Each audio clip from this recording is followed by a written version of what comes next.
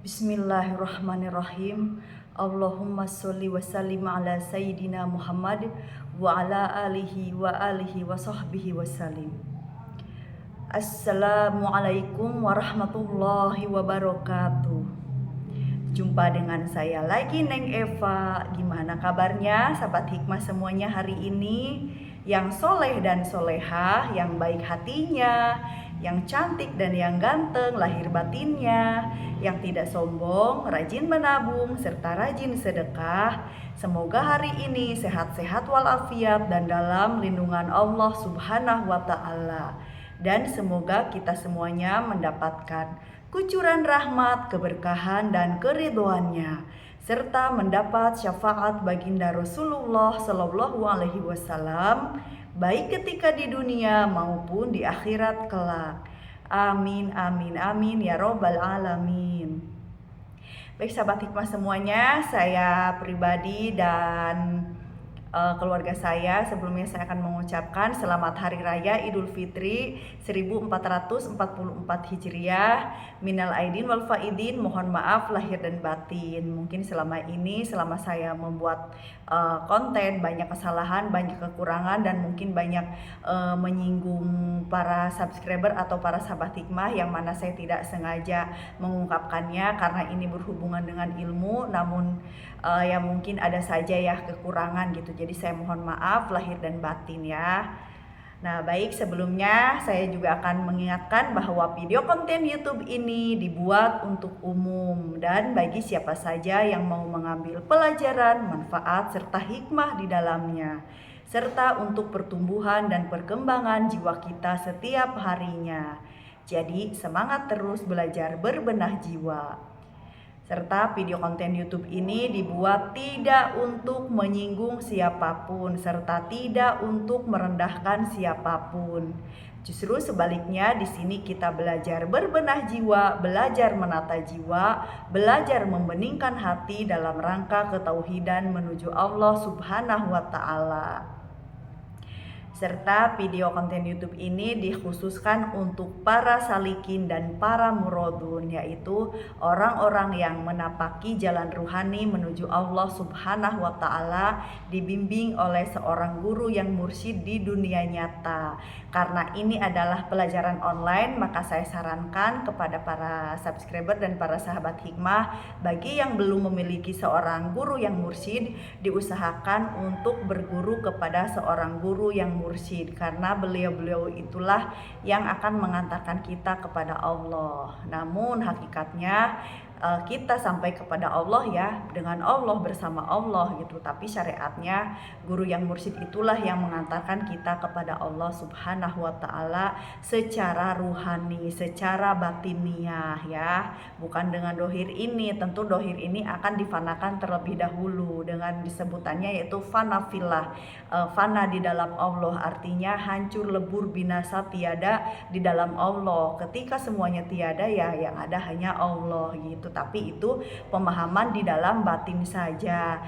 Selama kita menjadi seorang salikin, jangan pernah pemahaman batiniah ini didohirkan gitu ya. Jadi ini pemahaman batin ya di dalam batin saja.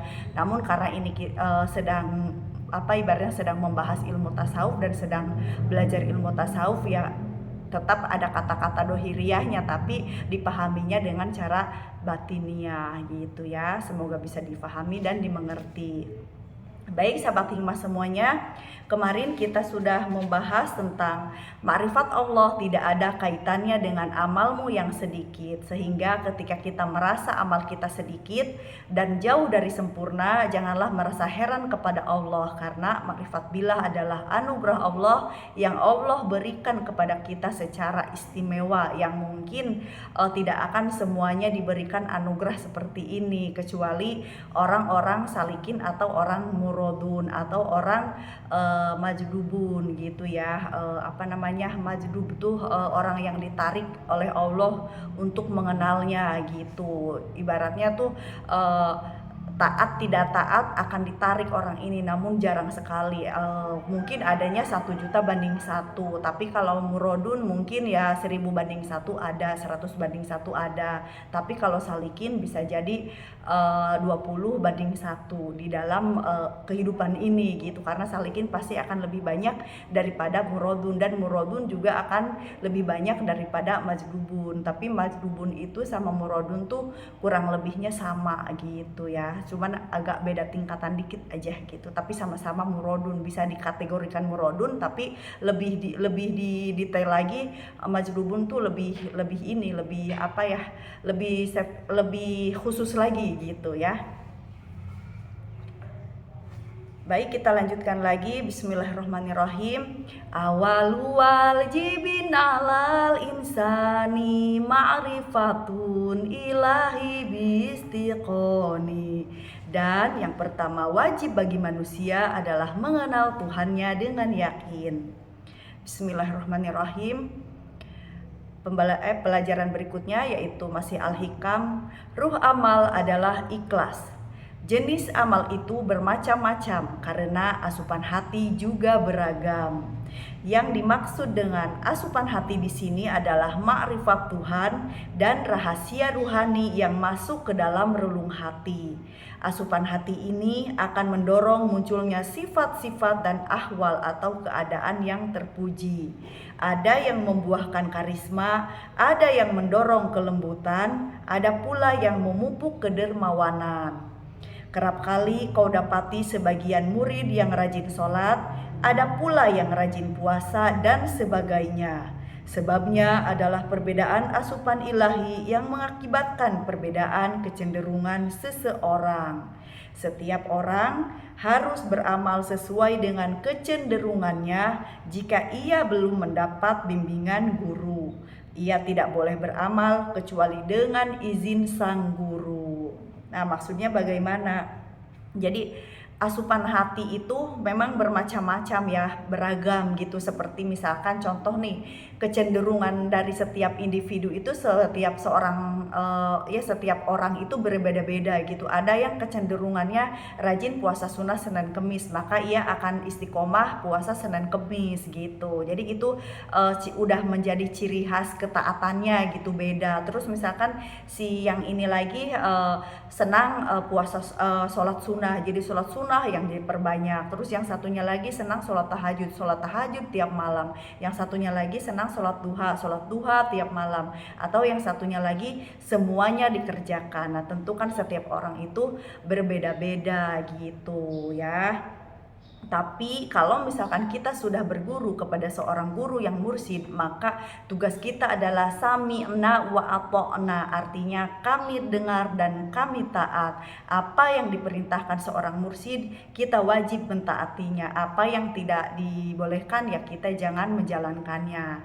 Nah, itu adalah kunci keberhasilan seorang salikin untuk mudah mencapai maqam musyahadah. Maka jadilah seorang salikin yang seperti jenazah yang dimandikan oleh pemandinya gitu. Jadi nurut aja, mau dibalik kanan, balik kanan, balik kiri, suruh muter, suruh lurus, suruh belok. Jadi itulah mengapa seorang salikin atau seorang murodun itu bisa cepat sampai mencapai maqam musyahadah karena ketaatannya kepada guru yang mursyid. Beda dengan ibaratnya kalau kepada guru syariat kan tidak terlalu dianjurkan ya, ibaratnya yang penting sesuai Quran dan sunnah, ya itulah kewajiban kita. Tapi kalau belajar ilmu tasawuf itu memang agak berbeda sedikit gitu. Kadang-kadang memang perintahnya itu yang ada-ada aja gitu. Pokoknya nanti tahu sendiri, yang penting kuncinya sami'na wa ata'na, karena guru yang mursyid itu derajatnya itu lebih tinggi dari ustadz atau kiai biasa gitu. Jadi walaupun misalkan seolah-olah cenderung agak kurang sesuai syariat gitu ya, sedikit-sedikit rada gimana gitu, agak nyeleneh atau gimana, ikuti saja. Nanti akan ada hikmah yang terjadi di kemudian hari yang kita tidak pernah tahu gitu ya. seperti contohnya Nabi Allah Khidir bersama Nabi Musa gitu kan, ada kisahnya di dalam Al-Quran, silahkan dipelajari gitu. Itu merupakan suatu contoh gitu, seolah-olah kurang sesuai dengan syariat, namun ada hikmah besar di balik semua itu gitu. Kadang memang ada seorang guru yang mursyid yang memerintahkan kepada salikin itu seperti itu gitu. Kadang-kadang misalkan cincin ditaruh di kotoran gitu, siapa murid yang mau mengambilnya misalkan, terus misalkan nggak ada yang mau karena itu kotoran, siapa yang mau gitu kan, jorok ibaratnya, terus bau gitu, siapa yang mau. Namun misalkan, tapi kalau ada seorang salikin yang memiliki ketulusan hati di dalam hatinya, mengambilkan cincin tersebut yang sudah tercebur ke dalam kubangan kotoran atau suatu yang kotor, misalkan dia ambil, dia bersihkan, dia berikan kepada mursyidnya, secara otomatis tiba-tiba dia diangkat derajatnya oleh Allah gitu, terus suruh pulang karena ilmunya itu sudah diberikan secara ruhani kepada seorang salikin, maka salikin itu dianggap telah lulus pulang menjadi ulama besar. Nah biasanya seperti itu, jadi seolah-olah memang kurang sesuai syariat, namun hasilnya itu bisa mendapatkan hikmah laduniah yang luar biasa dibandingkan murid-murid yang tidak mau menolong mursyid tersebut atau tidak mau mengikuti, mematuhi perintah mursyid tersebut gitu ya. Ini sedikit bocoran saja gitu ya, rahasia kita. Baik, kita lanjutkan lagi. Kesimpulannya, beragamnya wirid dan zikir yang dilakukan para murid adalah akibat dari beragamnya asupan yang masuk ke hati mereka. Setiap murid harus beramal sesuai dengan asupan hatinya atau sesuai bimbingan guru. Ia tidak boleh beramal berdasarkan asupan hati orang lain. Orang lain pun tidak boleh menentangnya hanya karena tidak melakukan apa yang dilakukannya. Nah, seperti contoh misalkan namanya kita dalam kehidupan sehari-hari kan tentu punya teman, punya keluarga, tidak semuanya satu majelis thoriqoh dengan kita.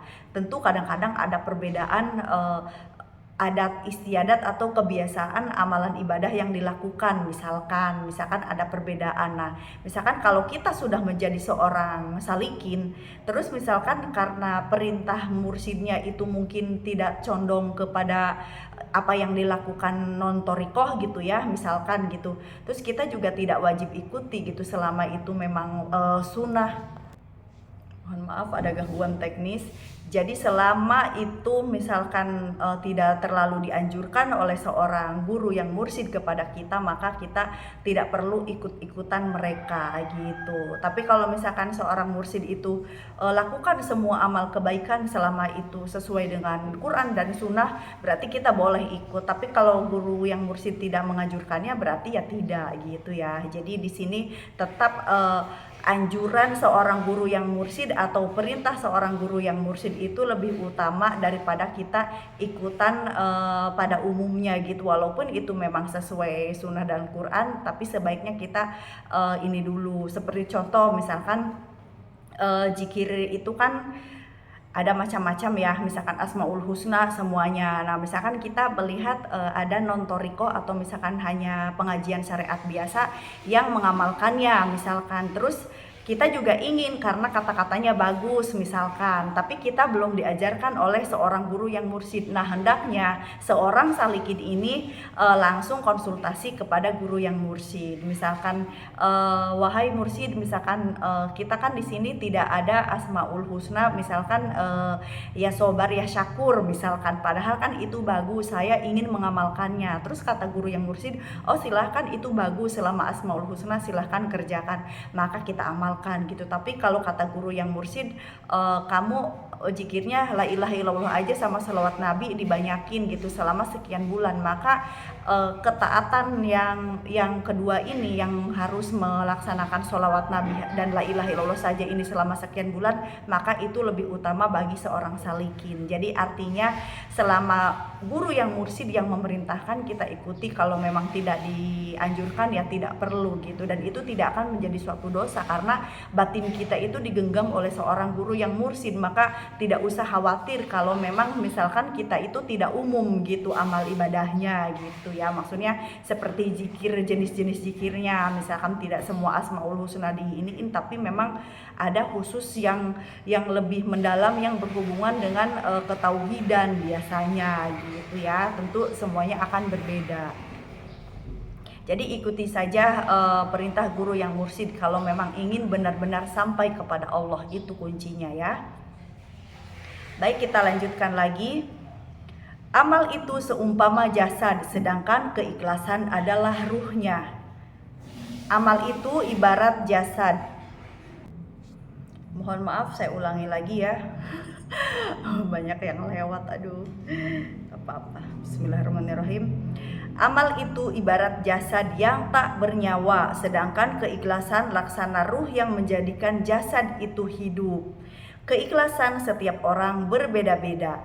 Ketika keikhlasan para abid, ahli ibadah, berbentuk bersihnya amal mereka dari sifat riya yang nyata maupun yang tersamar, dan dari niat yang didasari hawa nafsu. Mereka beramal karena Allah, mengharap pahalanya, serta ingin selamat dari azab dan siksanya. Namun demikian mereka menisbatkan amal itu pada diri mereka dan menjadikannya sebagai tempat bergantung untuk meraih apa yang mereka inginkan. Sementara itu, bentuk keikhlasan para muhibin, pecinta Allah, tergambar dalam niat amal mereka yang ditunjukkan sebagai wujud pengagungan dan penghormatan mereka terhadap Allah yang memang layak mendapatkannya. Dalam beramal, mereka tidak bertujuan mendapat pahala atau takut dari siksanya. Oleh sebab itu, Robi'ah al-Adawiyah berkata, "Aku tidak menyembahmu karena takut nerakamu atau berharap surgamu, namun karena cinta kepada Allah Subhanahu wa Ta'ala." Karena tingkatan iman juga berbeda-beda, maka tingkatan niatnya pun berbeda-beda gitu ya. Jadi keikhlasannya itu berbeda-beda tingkatannya. Sementara itu, keikhlasan para arif berbentuk kesaksian dan pandangan mereka bahwa Allah semata yang menggerakkan dan mendiamkan mereka. Mereka tidak merasa memiliki daya dan upaya dalam hal itu. Oleh karena itu, mereka tidak beramal kecuali dengan bantuan Allah, bukan dengan daya dan kekuatan mereka. Tingkat keikhlasan para arif ini merupakan tingkat keikhlasan tertinggi.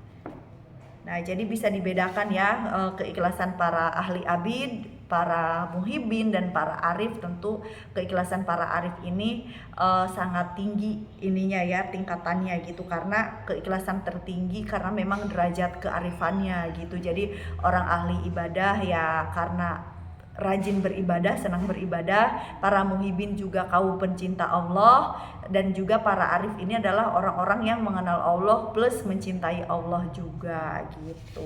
Jadi tingkatannya tentu berbeda-beda, dan arif inilah yang paling tinggi.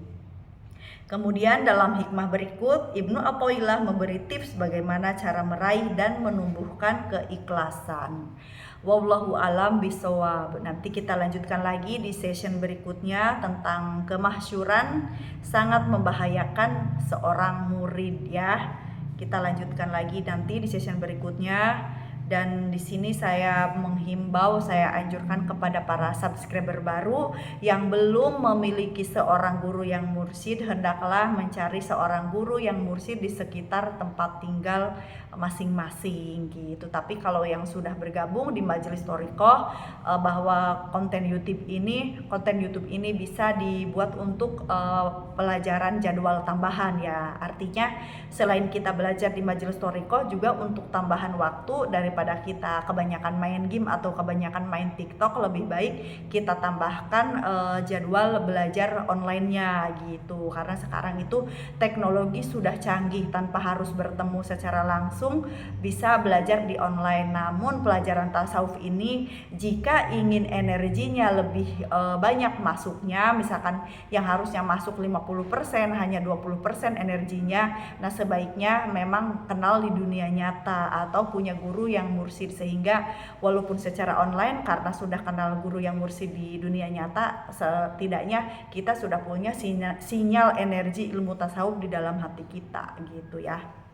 Jadi lebih cepat mengertinya, lebih cepat memahaminya gitu, dan lebih insya Allah lebih cepat juga sampai kepada Allah atau sampai kepada makom musyahadah secara ruhani kita gitu ya. Tentunya atas seizin Allah, karena makrifat billah adalah anugerah Allah. Kita manusia biasa hanya berjuang dan berusaha saja serta berdoa dengan sungguh-sungguh gitu ya. Manjada wajada, siapa yang bersungguh-sungguh maka akan berhasil insya Allah ya.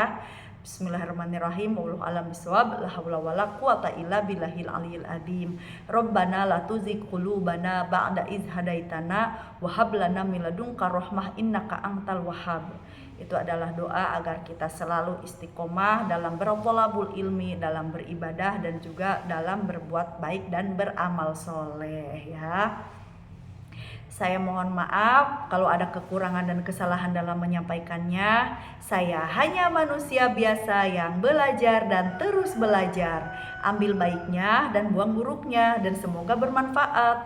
Minal aidin wal faidin, mohon maaf lahir dan batin. Wassalamualaikum warahmatullahi wabarakatuh. Orang baik pandai mengambil hikmah, sehat lahir dan batin is the best always.